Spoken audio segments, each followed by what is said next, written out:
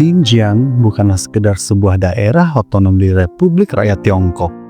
Ia adalah salah satu wilayah paling luas sekaligus paling strategis yang dimiliki negeri tirai bambu ini.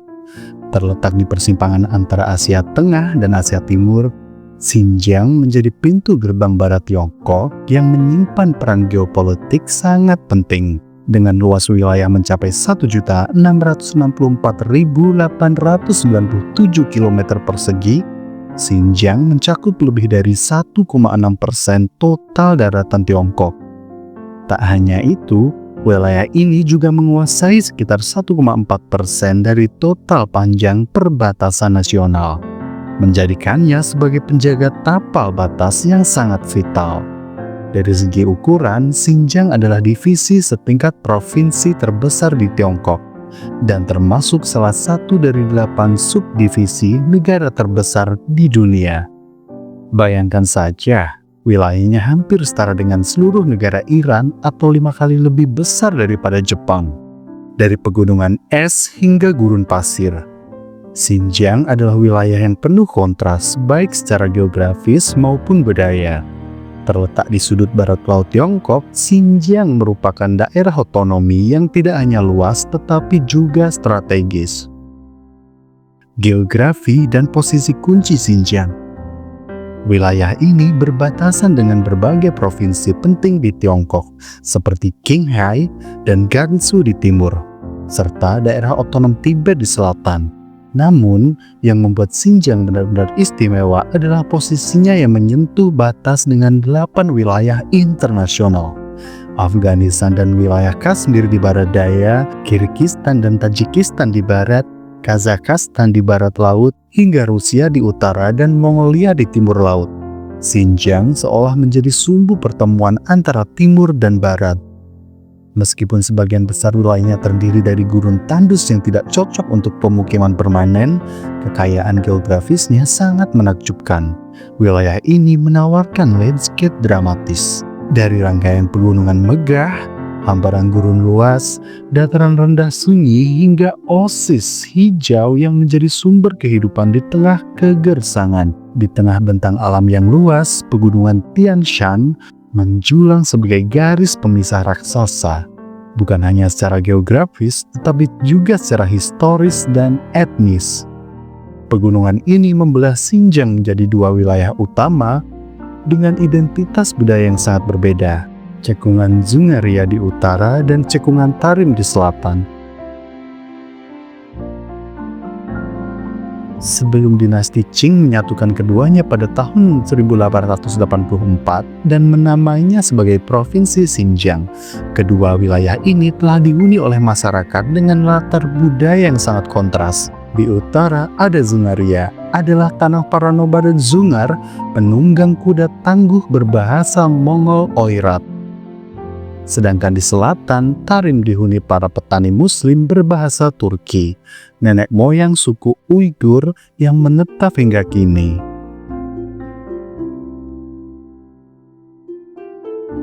Suku Uighur dan identitas budaya Xinjiang. Uighur memiliki warisan darah campuran Asia dan Eropa, menjadikan ciri fisik mereka unik dan mudah dikenali. Dalam sejarah, Uighur dikenal sebagai komunitas Muslim yang kuat dan berpengaruh di wilayah Asia Tengah. Hari ini, Xinjiang tetap menjadi wilayah dengan keberagaman agama yang tinggi. Namun, Islam memegang peran dominan dalam kehidupan masyarakatnya. Dengan lebih dari 23.000 masjid yang tersebar di seluruh wilayah, atmosfer Xinjiang sangat mirip dengan negara-negara Muslim di Asia Barat. Xinjiang, yang berarti wilayah baru dalam bahasa Mandarin, merupakan provinsi otonom di barat laut Tiongkok dan menjadi rumah bagi populasi Muslim terbesar di negara ini. Meskipun Islam bukan agama mayoritas di Cina secara keseluruhan, sekitar 58% penduduk Xinjiang memeluk Islam. Dari total populasi sekitar 26 juta jiwa, mayoritasnya berasal dari kelompok Uighur, Kazakh, dan berbagai etnis Muslim lainnya. Wilayah yang dulu sebagai Xiu atau wilayah barat, ini kini menjadi simbol keragaman budaya dan agama di Cina.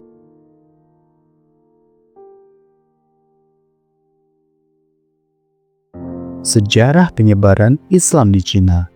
Islam pertama kali masuk ke Cina tidak lama setelah wafatnya Nabi Muhammad SAW.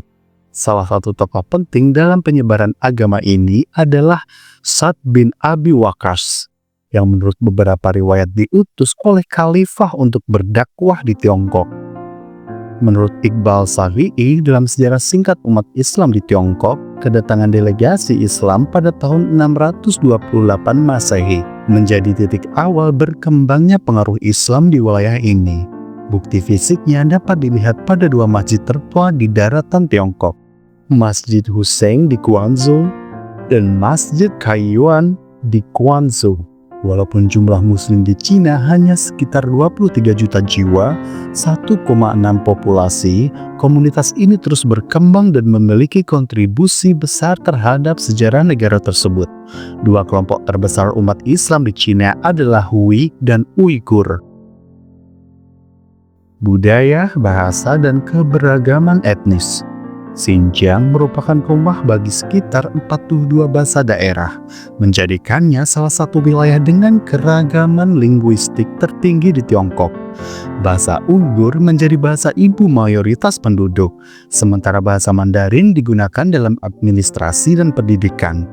Keragaman ini juga terlihat pada agama. Uighur dan Hui mayoritas memeluk Islam. Etnis Han umumnya menganut Konfusianisme, Taoisme, atau Buddhisme. Hasilnya adalah mozaik budaya yang sangat berwarna dan dinamis. Asal-usul dan sejarah awal suku Uighur. Sejarah kuno Uighur memang menjadi perdebatan karena minimnya dokumentasi, tetapi kisah mereka dapat ditelusuri ke abad ke-7. Pada masa itu, Uighur berada di bawah kekuasaan Kekaisaran Gokturk yang mendirikan Khaganate Turk, kerajaan yang sangat besar membentang dari Manchuria hingga Laut Hitam. Pada tahun 744, suku Uighur menggulingkan Gokturk dan mendirikan Khaganate Uighur, yang kemudian berkembang menjadi kekuatan besar mereka, memperluas wilayah ke Mongolia, berkonflik dengan Tibet di selatan, dan berhadapan dengan Kirgiz di utara. Pada abad ke-8, di bawah Bogra Hagan atau Hagan Bogu, Uighur mulai menganut Manikisme, dipengaruhi hubungan mereka dengan Sondiana dan Iran. Pada abad ke-9 ditandai dengan adopsi alfabet Sogdiana, menandai pertukaran budaya yang penting. Namun pada tahun 840, Khaganate Uighur runtuh akibat serangan Kirgiz. Dua kelompok besar terbentuk. Kerajaan Gansu Uighur di koridor Hesi, Kerajaan Kocho di lembah Tarim. Kelompok Tarim inilah yang kemudian mengalami Islamisasi pada abad ke-10 hingga abad ke-14, seiring masuknya kekuasaan Mongol dan Chagatai Khanate. Dinasti Qing dan lahirnya Xinjiang modern. Pada abad ke-18, Xinjiang jatuh ke tangan dinasti Qing setelah kekalahan Dzungar Khanate. Genosida besar-besaran terhadap bangsa Dzungar mengubah struktur demografis wilayah tersebut. Pada abad ke-19, pemberontakan besar Muslim Hui mengguncang wilayah barat, memunculkan Kashgaria di bawah pemerintahan Yakub Bek. Namun, Qing berhasil merebutnya kembali pada tahun 1877 dan pada 1884 wilayah tersebut secara resmi diberi nama Xinjiang yang berarti wilayah baru. Begitulah perjalanan panjang Xinjiang dari kejayaan Khaganate Uighur ke pengaruh Islam yang tumbuh subur hingga menjadi wilayah multi etnis yang sangat penting secara geopolitik bagi Tiongkok modern. Sejarah yang panjang ini mengajarkan tentang ketahanan, perpindahan kekuasaan, perubahan budaya, dan identitas yang terus berkembang di salah satu wilayah paling dinamis di Asia.